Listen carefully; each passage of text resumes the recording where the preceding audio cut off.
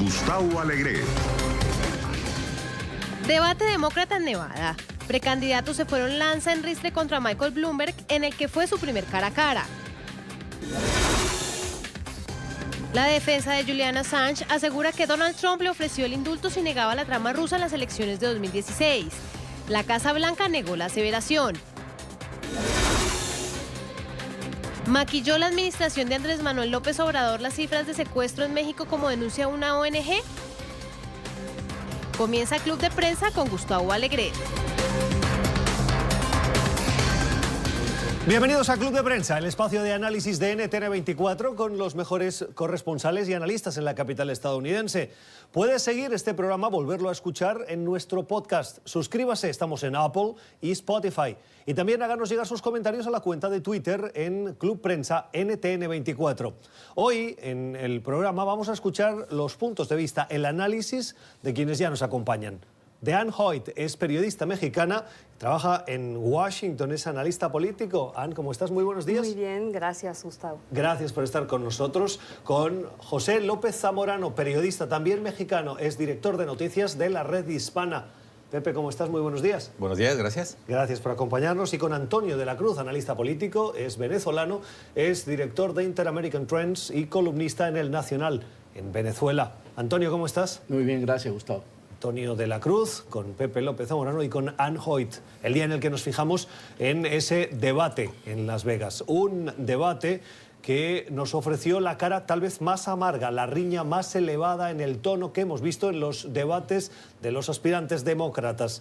Y es que muchos de ellos cuentan las horas para o continuar o tirar la toalla. Y eso les hace a la desesperada marcar terreno. Lo que vimos ayer fueron fundamentalmente ataques contra el que no había estado en esos debates hasta ahora y apareció Pepe, el exalcalde de Nueva York, que recibió palos por sus políticas de control del crimen en Nueva York, particularmente contra poblaciones o minorías, los afroamericanos y los latinos, de los cuales ya pidió perdón, pero se le exigió un perdón, dijeron, más amplio, más sincero, más constante. Y también por esas críticas que han sido denunciadas por medios de comunicación de sus políticas con las mujeres, con quien ha sellado o llegado a acuerdos que son secretos y que esconden lo que realmente pasó y les impiden hablar de los mismos.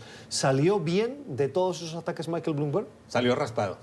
Y creo que había una muy buena razón estratégica para ser el blanco de los ataques unánimes de todos sus rivales. El hecho de que le inyectó 417 millones de dólares hasta ahora a su campaña presidencial y de la nada pasó a un segundo nivel nacional con un 19% de apoyo solo detrás de Bernie Sanders. Esto habla de que el poder del dinero todavía juega un papel importante en las campañas. Yo veía ayer los noticieros de televisión en español. Conté 4 anuncios en español de Michael Bloomberg. En una rueda de prensa que dio, un periodista de radio le iba a hacer la pregunta, pero antes le agradeció los 3.5 millones de dólares que compró de publicidad para su estación. Es decir, es una cantidad descomunal de dinero. Entonces, obviamente hay un nivel grave de preocupación y de ansiedad, diría yo, del resto de sus rivales, en el sentido de que esta infusión de fondos electorales puede de alguna manera trastocar, ¿no?, lo que parecía ya más o menos una especie de definición de la carrera presidencial, por lo menos hasta antes de las primarias. Yo creo que algunos de los ataques contra él fueron certeros. Michael Bloomberg se vio oxidado. Él no está acostumbrado a hacer este tipo de campañas. Igual cuando buscó la alcaldía de Nueva York, le metió como 70 millones de dólares a cada una de sus campañas. No es una persona, una figura pública, tiene un déficit, hay que reconocerlo, de carisma personal, y se mostró un poco acartonado. Entonces yo creo que de alguna manera nos presentaron a un Michael Bloomberg que no es el Michael Bloomberg que estamos viendo en sus spots políticos, y esto de alguna manera benefició a sus rivales. Le tiene una nueva oportunidad, no está en las boletas de las elecciones primarias de Nevada, pero creo que tiene oportunidad un poco de rejugar el tema, porque tiene muchos elementos para decir que efectivamente él puede ser la persona que se requiere para confrontar y vencer a Donald Trump en las elecciones de noviembre. Antonio. Sí, el debate de ayer, básicamente el gran ganador es Sanders, Bernie Sanders, y no concursan allí, pero también ganó Donald Trump. Donald Trump. Ayer ese debate tan encarnizado contra Bloomberg, ¿verdad?, que se presenta como una de las opciones de los moderados, y que realmente tiene el músculo financiero para hacer una campaña contra Trump, fue realmente muy mal su primer estreno. Un hombre que no está acostumbrado a que se le discutan sus decisiones porque es un hombre de 46 mil millones de dólares en fortuna. Entonces es un hombre que no está acostumbrado a discutir sus decisiones. Entonces, y es extraño que su equipo no lo haya preparado para estas preguntas que se esperaban. Se esperaba la pregunta sobre el stop and frisk, ¿verdad? Y se esperaba la pregunta sobre los non-disclosure agreements, los acuerdos que no se pueden decir entre las mujeres. Esas preguntas se esperaban. Y que él no haya podido responder. Sí que respondió. No de una manera fluida, se justificó. Okay, él usó la justificación y no paró el debate y tuvo que haberlo desvirtuado. Él tuvo que haber hecho, como en boxeo, apoyarse y dar un golpe. Y no lo dio, se quedaba y recibía los golpes. Entonces yo creo que... le dio un golpe a Bernie Sanders. Pero, le dijo, pero los socialismos. ¿de qué estamos hablando? Y el comunismo, pero ahí no logra todavía, ¿verdad? Él lo mejor que hizo fue sobre el cambio climático. Ahí fue donde mejor lució y fue casi al final. Entonces, creo que ayer los grandes ganadores, el gran perdedor es Bloomberg. Yo pienso que el gran ganador del debate de ayer fue Trump. Yo creo que de ninguna manera se puede ver en ninguno de los candidatos que tengan una política definida, que vaya más allá de quién va a poder ganarle a Trump. En realidad yo creo que el marco de referencia o la referencia que tenían todos era quién puede con Donald Trump. Y en ese sentido pienso que Michael Bloomberg, cuando lo describías, Pepe, hace unos momentos, podrías haber dicho exactamente lo mismo de Donald Trump. O sea, es un hombre que tiene pues su oscuro pasado, tiene mucho dinero, así es como llegó. En fin, eso ya los demócratas están contando con que al final de cuentas a la gente eso en verdad no le importa tanto. Y sin embargo, lo que sí creo en lo que hay la gran diferencia entre Bloomberg y Trump es en el carisma, ¿no? Bloomberg no tiene, pues digo, finalmente Trump es un showman. Y la verdad es que cuando tú lo veías en los primeros debates, aunque nunca te imaginaras que podía llegar lejos, era muy simpático, o sea, te hacía reír. Voy a discrepar entusiastamente de la idea de que Donald Trump fue el ganador y de que probablemente fue de alguna manera una figura, aunque estuvo ausente, ¿no? Yo creo que cuando analizas en detalle las políticas de cada uno de los rivales demócratas y no las escuchamos en este debate, fue un debate muy entretenido porque hubo mucho golpeteo, pero no fue informativo ni didáctico. Pero cuando analizas las posiciones de ellos, te das cuenta que probablemente cualquiera podría ser un mejor presidente que Donald Trump. Ahora, esta comparación que hizo Warren de que básicamente es un millonario arrogante u otro, no creo que no tiene sustento. O sea, Michael Bloomberg tiene un pasado como un defensor de las causas como los derechos de la mujer, los derechos reproductivos, los derechos del matrimonio igualitario.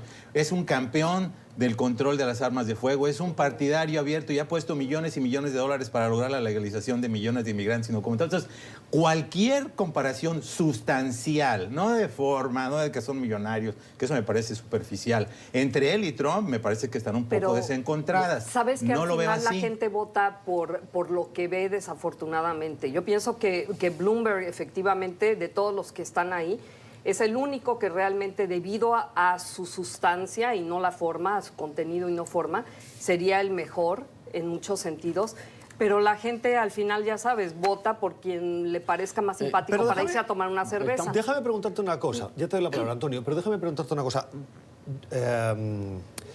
Sanders ayer dijo una cosa que a mí me llamó la atención y es, para ganarle a Donald Trump necesitamos la movilización más grande que se haya podido ver en este país, superando a la que consiguió Barack Obama, que le llegó a la presidencia. Y para eso es necesario movilizar a minorías, como afroamericanos, como los latinos. Hoy las encuestas de los afroamericanos y los latinos no están con Joe Biden y no están con Michael Bloomberg. No. Están fundamentalmente con quien está más en los extremos. Y vemos, por ejemplo, a Sanders, que está cautivando al voto latino, como tal vez ningún otro candidato lo está consiguiendo. Y bueno, y muy mal, porque finalmente Sanders no ha sido un defensor de la causa hispana o de los migrantes para nada. Entonces, realmente, como digo, el electorado se va por lo que alcanzan a escuchar, así como el mensaje más el que más se repite y no saben en realidad la trayectoria y que de esa manera yo creo que Sanders, por lo menos a los hispanos, es el que menos le conviene. Y hay otro asunto que, Antonio, tú lo comentabas y me gustaría que abundásemos en el tema, y es el de que Bloomberg no estaba preparado. Bloomberg es el empresario que está al frente de una multinacional que conoce el mundo, ha viajado, es una persona viajada y formada, y que ha sido alcalde de Nueva York, que es una de las ciudades más difíciles a la hora de gobernarlas. ¿Por qué consideras que Bloomberg no está preparado para recibir preguntas incómodas con la trayectoria que tiene? Precisamente el poderío, cuando tú estás en esa posición tan privilegiada, con ese poder, ¿verdad? Es arrogante en ese sentido, en no escuchar básicamente, porque él es Mike, él logra los resultados. O sea, es un hombre que tiene una fortuna de 42 mil millones. 60.000. Creo que ya subió a 64 mil millones de 64 dólares. mil millones de dólares. O sea, es una cosa inmanejable. O sea, es más que los productos internos de los países. Ya me gustaría a mí pequeños. tener ese problema. ¿Ok? Claro. Según Es Sanders, claro. él dio una cifra ayer de que eran más de 150 millones americanos en volumen de income. O sea, es la fortuna de este señor. Entonces, al estar en ese, ¿verdad?, encubramiento, él les cuesta mucho y es él, es Michael. Él sabe que al final lo puede lograr porque ha sido exitoso.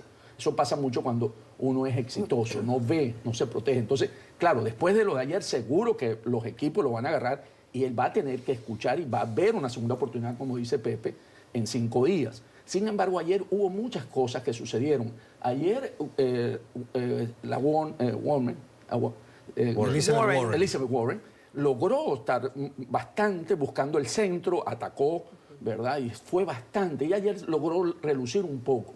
Y mientras que los dos que están compitiendo contra Sanders, que son el alcalde Pitt y Klobuchar, se enfrentaron porque están peleando por ese segundo lugar.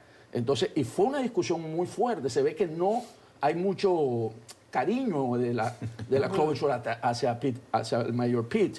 Entonces, ayer fue muy interesante. Yo difiero de ti, Pepe, porque hay que evaluarlo de ayer en términos de lo que fue ayer y ganó Trump. Pero, por ejemplo, en el caso de No a nivel nacional. Pero en el caso de Elizabeth Warren ha ido de capa caída en las encuestas. Pero ayer levantó. Y en la intención. Claro, ella sabe que o repunta tras este debate y en Nevada tiene un buen resultado, lo cual, si es realista, sabe que sus votantes más bien van a irse con Bernie Sanders, de acuerdo a lo que dicen las encuestas, y muy probablemente, si le va mal en Nevada y le va mal en South Carolina, Carolina del Sur, su carrera, sus aspiraciones tienen poco recorrido. Por lo tanto, yo la veía ayer a ella en un perfil de una cierta desesperación para sobrevivir. Y me pareció que en algunos casos sobreactuó en su intento de ataque, lo cual no sé qué consideráis. ¿Esta sobreactuación la beneficiada o más bien la perjudicó? Yo creo que las perjudica. A mí me parece que los demócratas no pueden hacer una agenda simplemente anti-Trump. Sabemos que el gran deseo de todos los militantes demócratas es sacar a Donald Trump de la presidencia, pero creo que hay una responsabilidad de que los demócratas sean capaces de articular públicamente una agenda positiva, ¿no? En ese sentido me parece que todos tuvieron un déficit, porque vimos, sí, esta idea de posicionarse histriónicamente como en el escenario para ver quién tiene la mejor prestancia y quién responde mejor. Pero al final mucha gente del público estaba esperando cómo vamos a pagar por la cobertura de salud universal, cómo vamos a pagar con el Medicare para todos, cómo se va a lograr esta igualdad, cómo se va a lograr la reforma migratoria. Y en ninguna de esas preguntas importantes para ciertos segmentos del electorado lo escuchamos. El tema de la reforma de justicia criminal quedó básicamente fuera, se hablaron de cambio climático. Entonces yo creo que en ese sentido importaría mucho más para empezar a posicionarse que los candidatos ya empiecen a hablar de las sustancias y hagan una conversación, me parece a mí, mucho más inteligente que simplemente una conversación coreografiada ante los electores. Bueno, yo difiero de Antonio con respecto a esa similitud entre Trump y Bloomberg, y que yo creo que va a ser, que es lo que tiene en contra Bloomberg. Trump, en realidad, cuando se aventó al fuero, ahí al escenario, en realidad a él no le importaba, no tenía nada que perder y lo demostraba. Había una desfachatez y había una... Pues, o sea, muy despreocupado. Sin embargo, yo creo que más que nada lo que denotaba anoche Bloomberg es que le angustia y que sí tiene ahí puesta todas sus esperanzas, porque pienso que detrás de esa rigidez, de esa falta había hay algo que quiere decir que sí le importa y eso no lo tenía Trump. ¿Qué pasa? ¿En qué estamos? Fíjense, venimos 2 primarias, viene Super Tuesday y California, ¿verdad? Está ahí, muy cerca. Está en California, Está en el metido. Entonces, ¿qué pasa? Que se decide básicamente si Bernie Sanders se mantiene en esa onda, se decide que va a ser el hombre más fuerte para ir a la convención, casi seguro. Entonces, ¿qué es lo que buscan los candidatos? Los candidatos lo que están buscando es cómo arrancar un poco ahí, porque si no, no van a tener opción.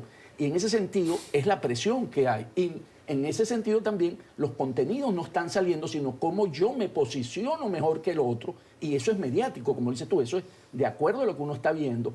Y eso es lo que yo veo que andan buscando los comandos de campaña de cada uno de ellos.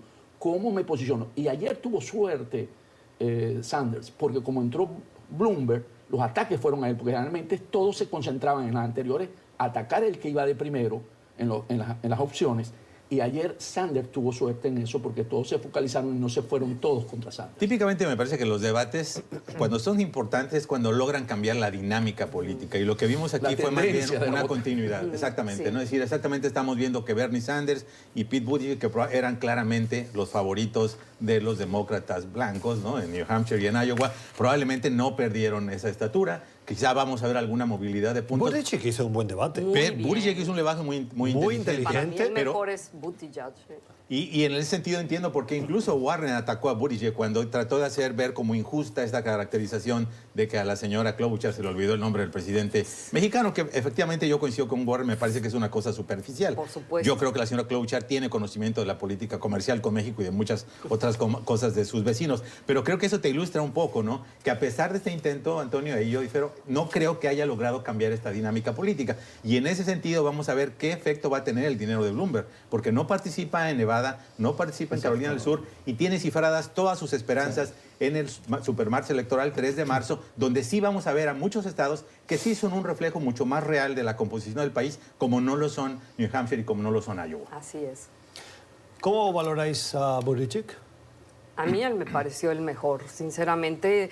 Muy difícil que gane, pero pues es un hombre joven, dinámico, digo, no es que importe, pero vaya, algo quiere decir que sí se sabía el nombre del presidente de México y bueno, no sé, creo que la tiene difícil por otras circunstancias, pero pues él es... Y también le falta experiencia, eso sí, es muy pronto. Un buen desempeño sin ser el sobresaliente para mí de ayer.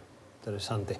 El debate de ayer, en el que, como decían nuestros analistas, no hubo un gran cambio de tendencia, más bien Michael Bloomberg podría ser el titular que salió, como decía Pepe, raspado de ese debate, pero que parece que deja la foto previa casi intacta después de este debate.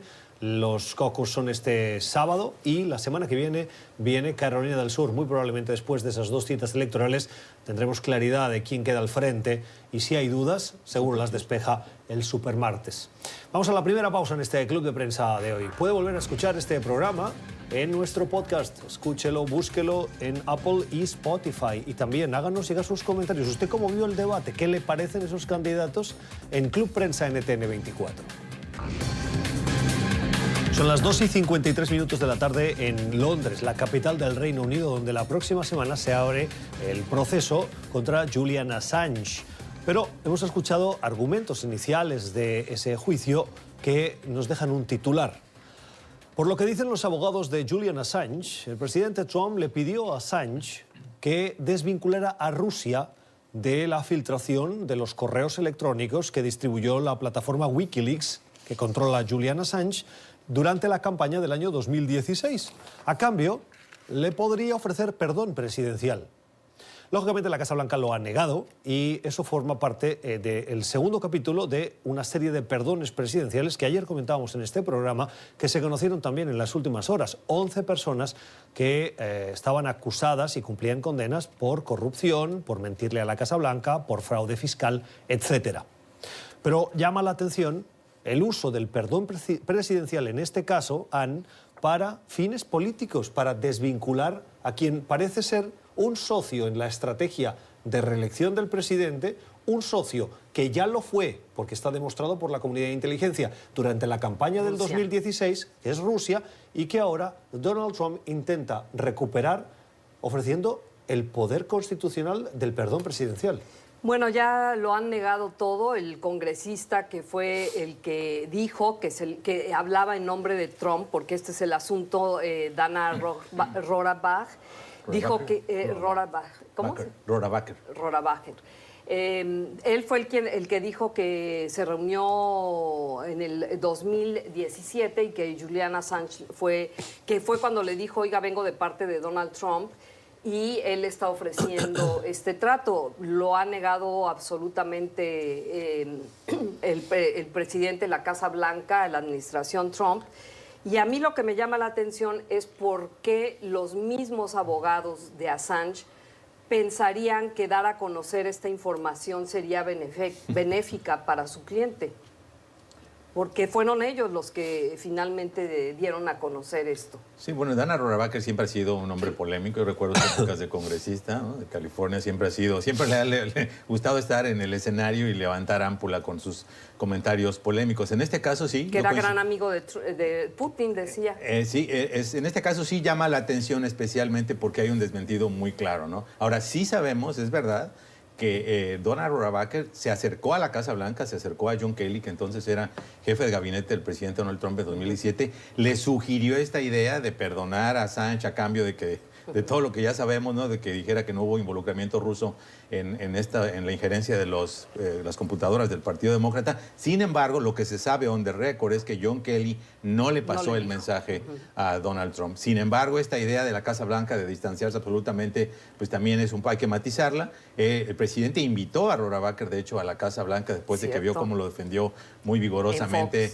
en Fox News. Entonces sí hay alguna relación, no es simplemente de que se distancien ni nada. Sin embargo, habría que ver cuál es la estrategia, porque no se ve claro cuál sería el beneficio específico que obtendría Julian Assange, salvo en su carácter moral, en el sentido de que no aceptó este tipo de negociación. Sin embargo, ha sido muy, muy clara la Casa Blanca en el sentido de que esto nunca tuvo lugar. Sí, definitivamente la Casa Blanca lo negó y lo ha venido negando, y no hay evidencia que eso haya ocurrido directamente. Es algo que dice el equipo de abogados de Assange y que no está confirmado por la Casa Blanca. ¿Qué os parecería la posibilidad de que el presidente Trump perdonara a Roger Stone? Roger Stone fue un asociado de Trump, un asesor de Trump, y que en las últimas horas su nombre ha vuelto a la palestra. ¿Por qué? Porque hoy se conocerá la sentencia por diversos cargos, entre ellos obstrucción a la justicia y haberle mentido al Congreso. El presidente no ha desmentido que no le quiera perdonar, pero lógicamente tampoco lo han hecho público. Lo primero que yo pensé cuando vi estas muy controvertidas perdones de esta semana hacia personajes que estuvieron involucrados incluso en actos comprobadamente de corrupción, como el exgobernador de Illinois, me parece para mí que es un nuevo intento magistral de la Casa Blanca y del presidente de construir una narrativa que justifique eventualmente a Roger Stone. Porque si te das cuenta, parece que está hablando, las condenas fueron totalmente desmedidas, incluso una señora cubanoamericana de Miami que fue acusada de fraude, es decir, un delito de cuello blanco, pero era un delito de fraude. Entonces, creo que está construyendo esta narrativa para, si yo perdono, ¿no?, a estas personas porque confirma lo que yo pienso, que es que hay una acción desmedida por parte del sistema de justicia de los Estados Unidos, entonces, por lo tanto, nadie va a verse sorprendido cuando en un futuro cercano yo empiece a perdonar a personas que lo que en inglés le llaman involucradas. testing the waters, ¿no? Probando el agua. Probando cuál puede ser el ambiente y qué nivel de rechazo podría generar el que yo pueda perdonar. Porque estamos en año electoral, ¿okay? Entonces todos lo están midiendo en esos términos, porque precisamente este es uno de los hombres más cercanos a él y que conoce los esqueletos que tienen en el closet. Entonces, él intentó primero a través del sistema de justicia de presionar de que la condena no fuera, que fuera exagerada, porque eran 7 o 8 años los que estaban. 9 años, perdón. Y entonces le renuncian los fiscales. Entonces genera una crisis, ¿verdad?, dentro del sistema de justicia. Él, entonces, para construir esa narrativa, como dice Pepe, él viene montando para que se vea como que es una consecuencia del abuso del sistema de justicia, y él al final él ajusta. Él dijo ayer, creo que fue antier, que él podía dictaminar lo que se podía hacer en la parte de justicia. Entonces él también hace ese rol. ¿Okay? Entonces ahí Donald Trump, yo coincido que está construyendo todo el camino para poder perdonar a su amigo. Pero además no hay que olvidar la conexión rusa, porque por ahí también aparece la figura de Roger Stone, quien en algún momento se jactó de que había comido, que se llevaba bien con precisamente Julian Assange, aunque después dijo que había sido una broma. Interesante. Bueno, cambiemos de asunto. Hablemos de Venezuela. Antonio, acabas de publicar un artículo que me parece interesante. Ahora lo vamos a abordar, pero antes, vinculado a Venezuela, hay un grupo que se llama Crisis Group sobre América Latina que ha publicado un artículo, un informe que me parece muy llamativo y que pone negro sobre blanco sobre la crisis del Estado venezolano. Dice este artículo que grupos armados irregulares, varios de ellos de origen colombiano, están mermando el poder del Estado de Venezuela.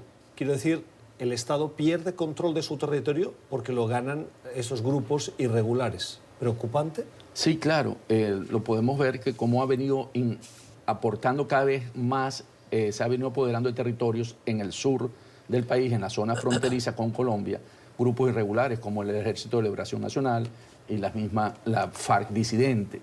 Entonces, lo que el informe dice es cómo estos grupos, quien operan en esos estados en el sur, que son el estado Apure, el estado Bolívar, el estado Táchira y parte del estado Zulia, son grupos irregulares. Entonces, y son también bandas criminales por todo el contrabando que se ha venido desarrollando en Venezuela con el oro, con el coltán, ¿verdad? Con la parte de combustible entre la frontera, porque ante las sanciones que no puede recibir ingresos ordinarios por las exportaciones de petróleo, el gobierno de Maduro ha recurrido a las actividades ilegales para poder tener un ingreso que se estima más o menos en unos 7.000 millones de dólares anuales.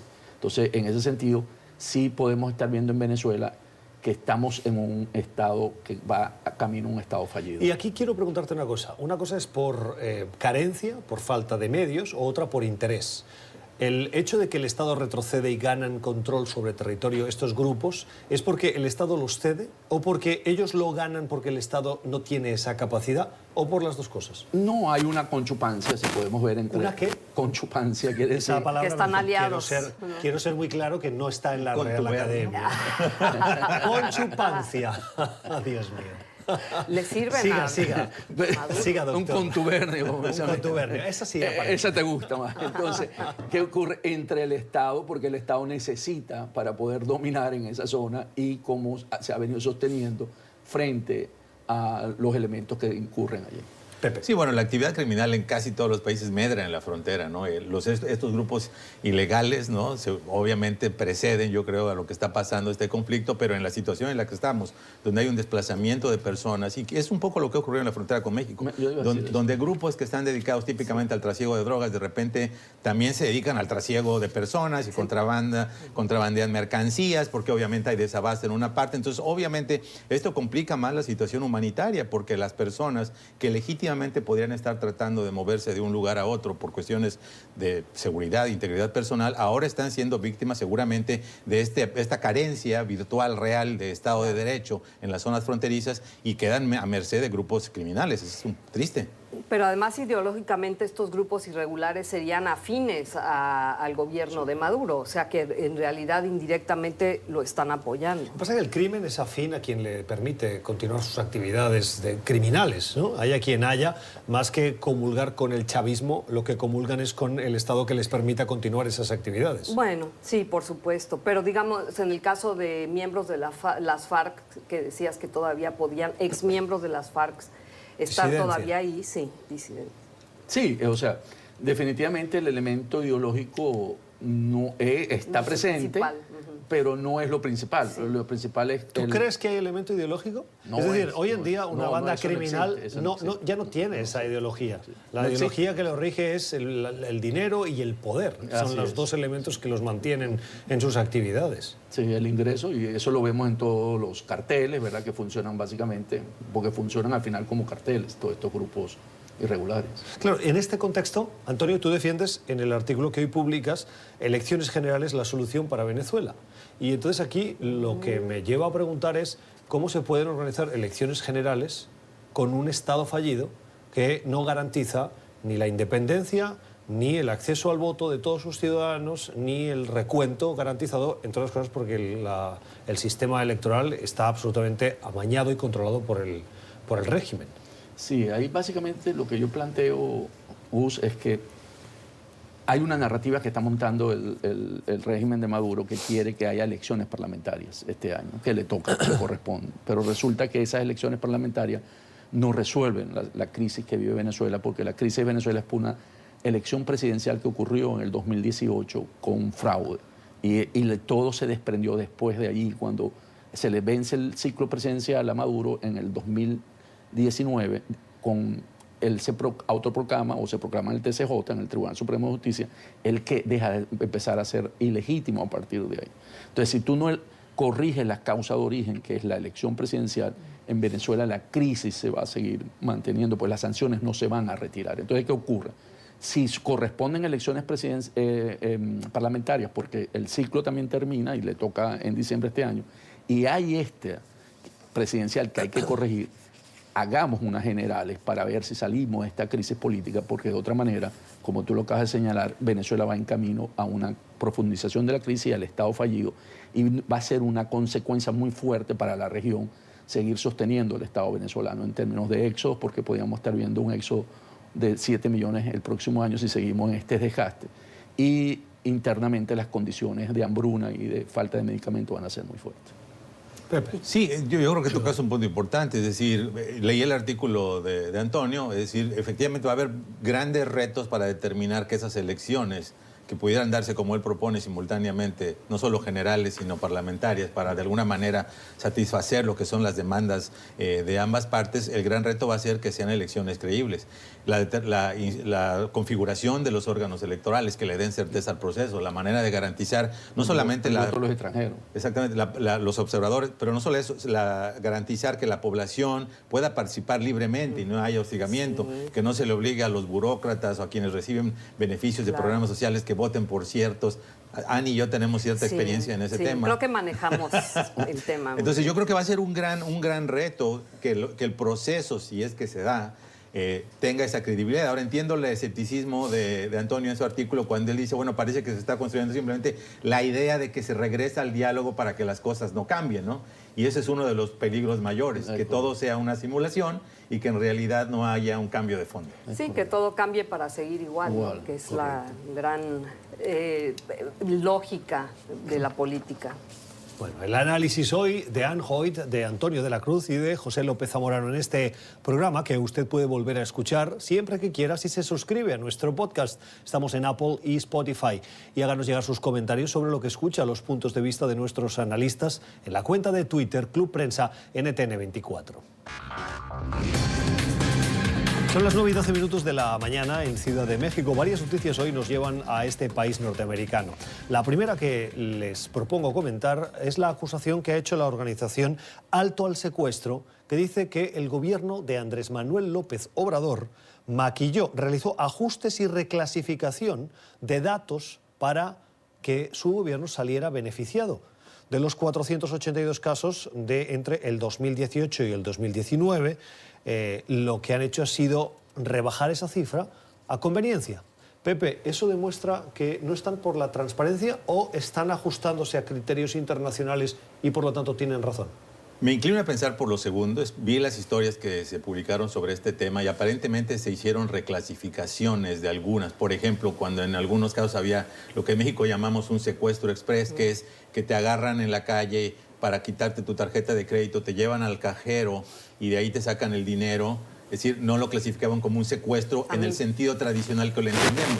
Te privan de tu libertad, que piden un rescate, en muchas ocasiones de manera violenta, agresiva, etcétera, ¿no? Entonces, quiero entender por qué razón se dio esta clasificación y si tiene una lógica, no necesariamente de tratar de ocultar la realidad, porque todo el mundo sabemos que hay un tema de inseguridad serio en México, sino más que nada para determinar cuál es la casuística real que está ocurriendo en el país. Ahora, obviamente, la señora de Wallace ha estado trabajando mucho en este tema, tuvo una historia personal precisamente de un secuestro que la involucró en ese tipo de activismo social.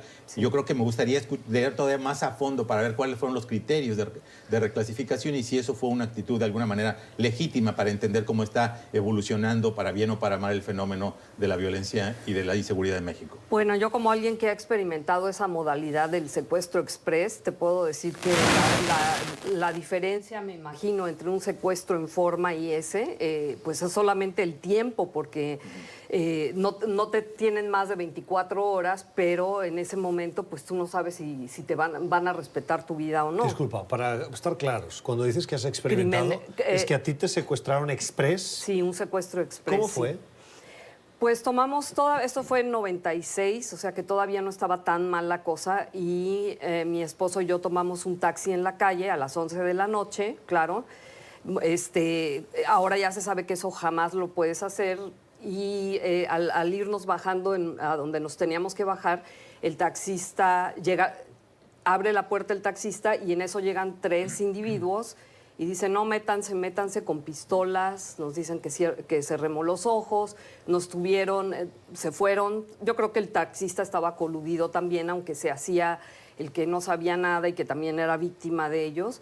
Y nos tuvieron toda la noche en una como bodega. Y eso fue lo que más pues nos asustó, porque sí sabíamos de que había secuestros express donde te andan paseando por toda la ciudad y por lo menos dices, bueno, no me van a poner un balazo aquí en media calle, pero a nosotros sí nos llevaron a una bodega y aparte a mí se me olvidó mi número de PIN.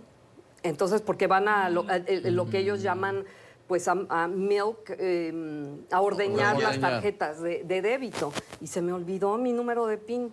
Entonces, Del miedo debe ser. Pues yo se me había olvidado antes, pero sí. Pero entonces, pudo ahora haber sí sido. entiendo bien, y disculpa porque me parece una historia interesante contada en primera persona. Estando en la bodega, las personas que os retuvieron os Salen con las pidieron las tarjetas y se fueron con las tarjetas. A sacarle Bueno, dinero. se va uno con las tarjetas. Entonces te asaltan justamente a las 11, es la hora ideal, porque así pueden sacar Día de 2 anterior, días, sí. porque tienes un límite de lo que puedes sacar Ya. de estas cajas. Entonces, pues sí, pero nos tuvieron, como digo, esto sí fue un poco diferente porque nos llevaron a una bodega. ¿Y cómo os liberaron? ¿Al cabo de cuántas horas? Pues yo creo que como a las 4 de la mañana, o sea, 5 horas. Simplemente abrieron la puerta y os dijeron... Nos "Muchas llevaron gracias". a algún lugar, o sea, porque nunca nos sacaron del taxi, pero nos llevaron lejos a un lugar y nos bajaron en la calle en la madrugada y dijeron no volteen, porque si voltean, entonces corran, y nos dejaron ahí en medio de la nada. Ajá, qué experiencia. Antonio, cerramos. No, bueno, creo que si oímos esta experiencia, entonces la señora de Walsh tiene razón, que esa clasificación A su hijo. hay que, no habría que alterarla, porque precisamente esos son los casos que están saliendo de Es un secuestro de espantoso. tiempo y un secuestro de corto. Que no te pueden decir que es un robo solamente. Interesante la experiencia.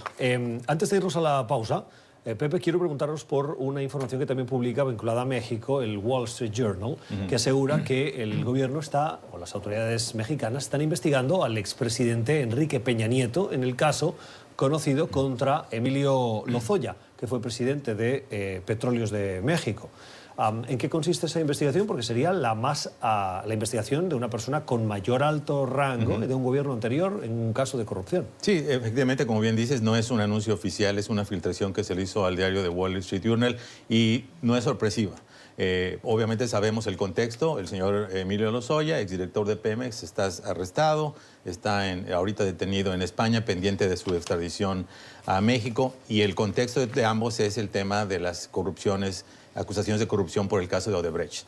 La defensa de Emilio Lozoya ha dicho, aparte de tratar de defenderlo, que ninguna de las acciones que él tomó fueron sin conocimiento de sus superiores. ¿Y quién era el superior de Emilio Lozoya? El expresidente Enrique Peña Nieto, y que cualquier cosa que ocurría en México era con su autorización. Entonces, de alguna manera no sorprende, porque todo el mundo se preguntaba si esta detención de Emilio Lozoya sería nada más que el prolegómeno, ¿no? La antesala de que pudiera ser algún tipo de acción de investigación judicial penal contra el expresidente mexicano.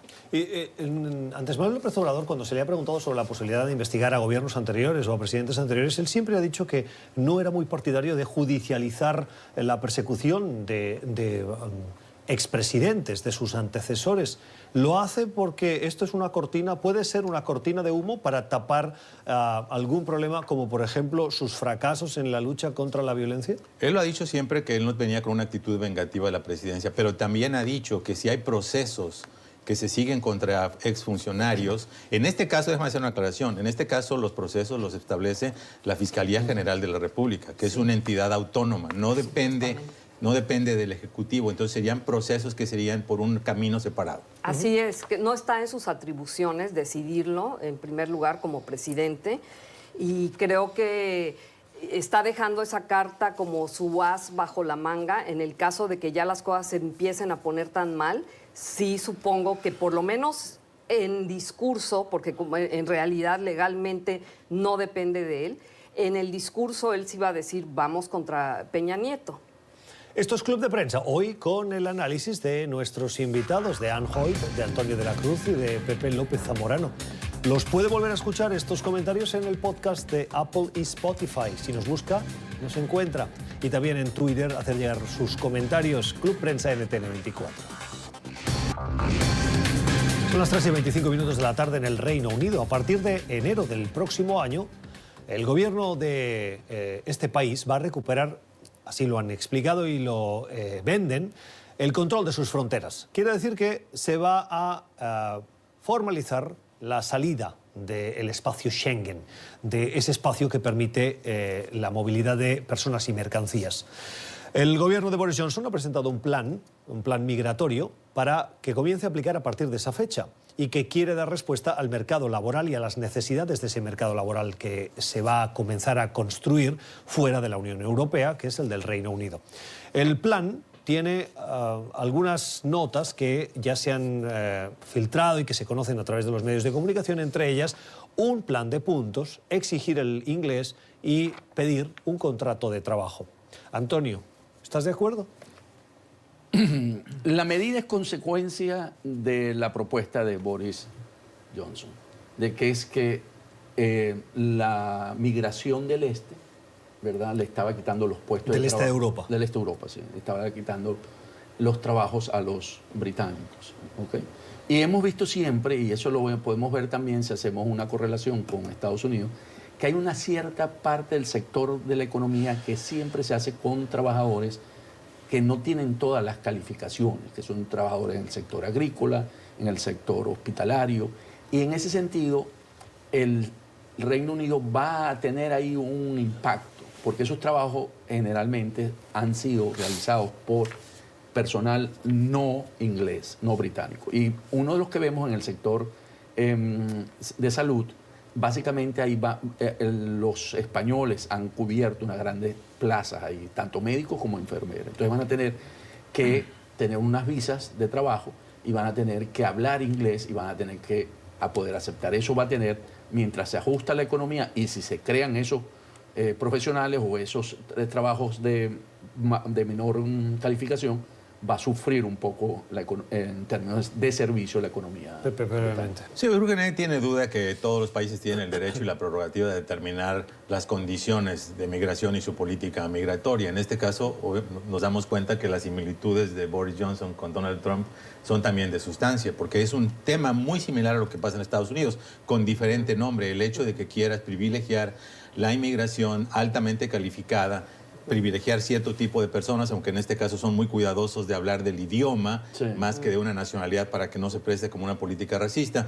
Pero en la realidad desconocen ambas políticas, tanto la de Estados Unidos como la que piensa aplicar Boris Johnson, la realidad de que sus economías requieren también de mano de obra no calificada y que algunos de los pilares más importantes de la migración debe ser también la reunificación familiar. Entonces pones en entredicho lo que ha sido el pilar de estos sistemas migratorios. En Estados Unidos la mayoría de la migración hasta el momento es una migración de reunificación. Es bueno que vengan mano de obra calificada, por supuesto que lo es, pero no tendría que ser a costa de lo que son los procesos de reunificación familiar de quienes son ciudadanos de tu país que buscan traer a sus hijos, a sus esposas, a sus padres. Pero yo creo que además de ser un imperativo moral, más que nada, es también un imperativo comercial. Y en ese sentido los empresarios están quejándose.